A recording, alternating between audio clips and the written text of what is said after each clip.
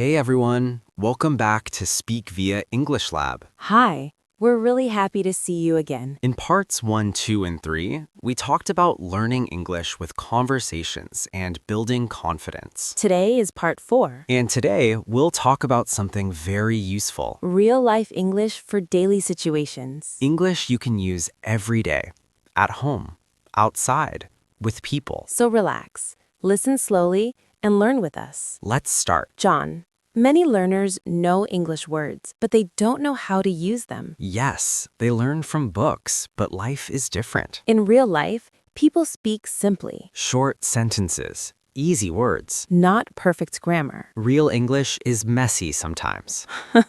Yes, very messy. Let's start with the morning. Good idea. What do you usually say in the morning? Simple things. Good morning. I'm tired. I need coffee. Coffee again. Always. You don't say, I am feeling extremely exhausted this morning. No, that sounds like a book. Real life is, I'm tired. Now, imagine you go outside. You meet a neighbor. You don't need a long conversation. Just say, hey, how's it going? And the answer can be very simple. Good. Not bad. Busy today. That's real English. Sometimes people say, how are you? But they don't want a long answer. Yes. You don't tell your life story. Just smile and say, I'm good. This is very important for learners. Yes, shopping English. When you enter a store, someone may say, Hi, can I help you? You can say, just looking. Or, yes, please. Very easy. You don't need big sentences. Simple English works best. I remember when my friend moved to the US. What happened? At the store, he was so nervous. I understand that feeling. But after some time, he learned just a few sentences. And that was enough. Yes, confidence came later. Many learners are afraid to ask for help. But English has very easy help sentences. For example, can you help me? Can you repeat, please? Or, I don't understand. These sentences are powerful. They make life easier. It's okay to say, I don't understand. It doesn't mean you're weak. It means you're learning, and people usually want to help. Let's talk about daily conversation. Like with friends or coworkers. You can say, I'm busy today. I'm tired.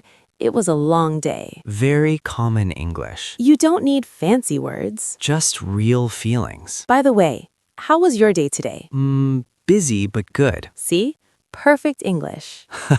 That's all you need. Many learners send messages in English. Yes, texting English is short. N means on my way. TTYL means talk later.